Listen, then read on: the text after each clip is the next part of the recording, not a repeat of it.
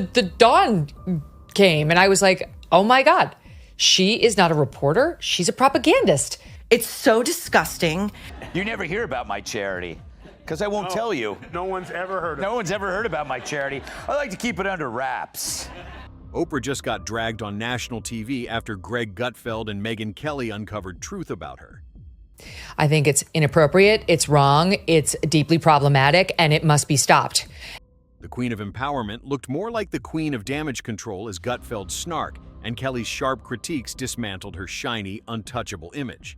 Honestly, can Oprah even keep her throne after this public roasting? Or is the crown slipping? I used to love Oprah, like most of us who grew up when we did. And only now did I realize I've been getting spoon-fed propaganda from this woman. Oprah Winfrey is in what some are calling a full-blown meltdown. And honestly, who cares? The queen of talk shows and self-help seminars, with her billion-dollar empire and carefully curated image of empowerment, is facing a reality check.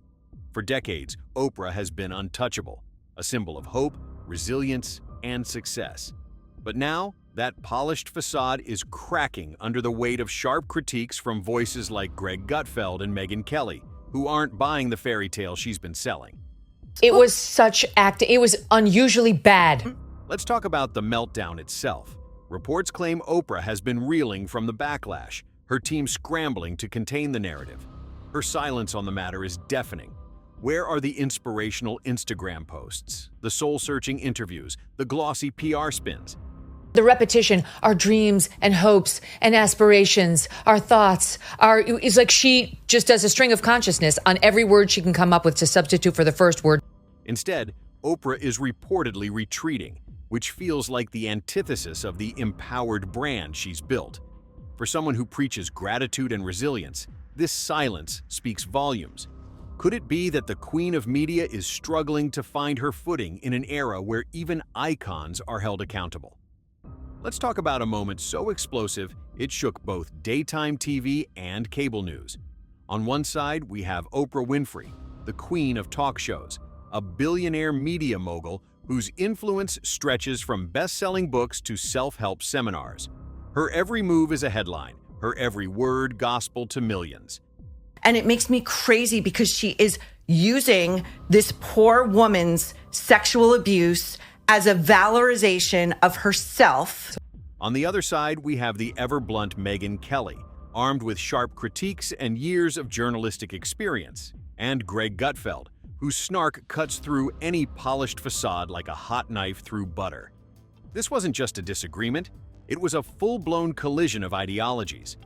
Oprah, with her carefully maintained image of empathy and empowerment, found herself under fire from two commentators who were not here to mince words. Kelly brought her trademark precision, dismantling Oprah's narrative with cold, hard facts.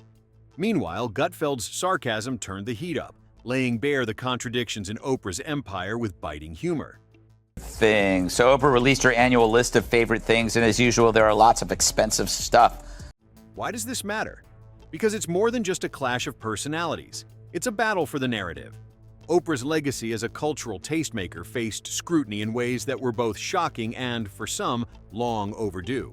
The stakes couldn't be higher. One woman's decades-long image of empathy and empowerment against sharp critiques of unchecked media power. This wasn't just a debate. It was a challenge to Oprah's status as an untouchable icon. I never considered the question even a possibility. Oprah Winfrey has built an empire so vast, it feels like there's no corner of media she hasn't touched.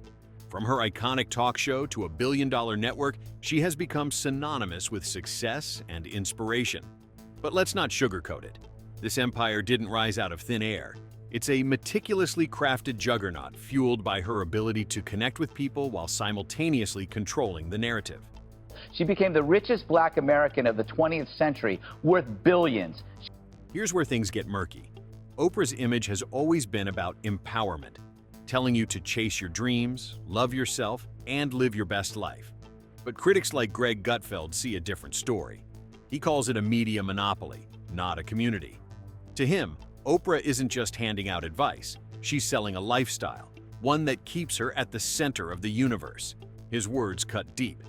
Is this empowerment, Or is it just another way to keep the spotlight on herself? I'm just saying, as a journalist, which she purports to be, Right. it was a complete fail. Megyn Kelly didn't hold back either. She painted a picture of Oprah's influence as something less warm and fuzzy and more calculated, a velvet glove concealing an iron fist. Oprah doesn't just suggest what books you should read or what products you should buy. She essentially tells you what to think, how to feel, and what to believe.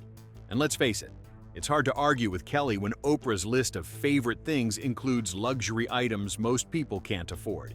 Yet, it's marketed as if it's relatable. Oprah is a survivor of childhood sexual abuse. This duality of Oprah, both a champion of the people and a monopolizing tastemaker, is what makes her so polarizing. On one hand, she's the embodiment of success, inspiring millions to dream bigger. On the other, she's a billionaire selling empowerment in a package that often feels out of reach for the average person. And when people like Kelly and Gutfeld peel back the layers, they reveal cracks in the polished surface, cracks that spark questions about what Oprah's empire is truly built on. She did go over this. She is a sick. Yeah. These aren't just critiques, they're a direct challenge to Oprah's throne. And as the dust settles from this fiery exchange, one thing is clear: the Queen of Media isn't immune to controversy. For a woman who built her brand on connection and authenticity, this confrontation has forced us to take a closer look at what lies beneath. There is scandal in her life. Her name is not really Oprah, it's Orpah. So who is she really, Oprah or Orpah? Greg Gutfeld didn't just critique Oprah, he dropped snarky truth bombs that hit harder than a wrecking ball. His target? The glaring mismatch between Oprah's billionaire lifestyle and the struggling middle-class audience that helped her build her empire. It's one thing to talk about gratitude and self-improvement, but it's another to preach it from a mansion so luxurious it probably has its own zip code. She could replace the cabinet with her book club. I kid, but she's quite a story. Born into extreme poverty. Preaching gratitude from a golden tower, Gutfeld quipped. And boy, did it land. He called out the hypocrisy of Oprah's wealth-fueled wellness empire. Detox teas and $500 skincare routines marketed as the secret to happiness, while most of her audience is just trying to make rent. It's the kind of critique that sticks because, let's face it, there's truth in it. How relatable is a billionaire who tells you to embrace minimalism while sipping rare teas on her private jet? 5 words. Oprah's list of favorite things. So Oprah released her annual list of favorite things, and as usual, there are lots of expensive stuff. $1,000 pizza oven, $590 drip coffee maker, $80 of luxury salt. Then there's her infamous list of favorite things, which Gutfeld turned into a punchline for tone-deaf elitism. A $1,000 pizza oven, luxury salt for $80? These aren't gifts for the everyman. They're symbols of excess wrapped in a faux relatable bow. Here's a $590 coffee maker, Gutfeld joked, because nothing says gratitude like sipping artisanal espresso while drowning in student debt. Many of her recent public appearances feel rehearsed. The backlash wasn't just coming from conservatives. And let's not forget the private planes and golden towers. Gutfeld skewered Oprah's image of empowerment, pointing out that it's easy to preach positivity when you're flying first class and living a life most people can't even imagine. His zingers didn't just hit. They exposed the cracks in Oprah's carefully curated image. It's a classic case of the emperor's new clothes, or in this case, the billionaire's new branding. If Gutfeld brought the snark, Megyn Kelly brought the receipts. And let me tell you, she didn't hold back. Kelly zeroed in on Oprah's history with surgical precision, peeling back the layers of her seemingly untouchable brand. It wasn't just about pointing fingers. It was about shining a light on the cracks beneath the surface. You remember she did that, like, kind of factual interview after the, quote, documentary of Michael Jackson? Yes. That was so dishonest. Yes. One of Kelly's sharpest critiques was Oprah's infamous interview following the Michael Jackson documentary. This was Oprah's chance to do real journalism, to ask tough questions and dig into the truth. Instead, what the audience got felt more like a PR exercise, softball questions and a glaring lack of accountability. Kelly didn't mince words. Oprah had the chance to raise serious, compromising facts about Jackson's accusers, but she didn't. Whether it was intentional or not, it was a missed opportunity. and Kelly made sure everyone remembered it. Any of those accusers' serious compromising facts, when she had them right there, maybe they're telling the truth, maybe they're not. But as a journalist, you have to at least ask. But it wasn't just about one interview. Kelly pulled back the curtain on Oprah's entire model of empowerment, calling it more of a brand strategy than genuine advocacy. It's not about lifting people up, Kelly argued. It's about selling them a version of hope that keeps Oprah at the center. You don't just watch Oprah, she said. You submit to her worldview. And honestly, doesn't that hit a little too close to home? And now we have the ultimate culmination of her journalistic fails. Kelly's critique of Oprah's cultural gatekeeping was equally cutting. Oprah isn't just a media mogul. She's a tastemaker whose seal of approval can make or break careers. But with that power comes responsibility. And Kelly questioned whether Oprah's carefully sanitized bubble of influence actually leaves room for dissenting voices. She's reading undoubtedly from blue cards her staff gave her. That's how the Oprah Winfrey Show was shot. Oprah didn't have to think of her own questions. I know. I've spoken with her executive producers over the years, all of them. And there was no ad-libbing. It was all impromptu or on a blue card for Oprah. The irony? Oprah built her empire on being authentic, approachable, and just like us. But as Kelly pointed out, the reality feels far more calculated. Whether it's the books she champions or the wellness trends she endorses, it's all part of a narrative that keeps the spotlight firmly on her.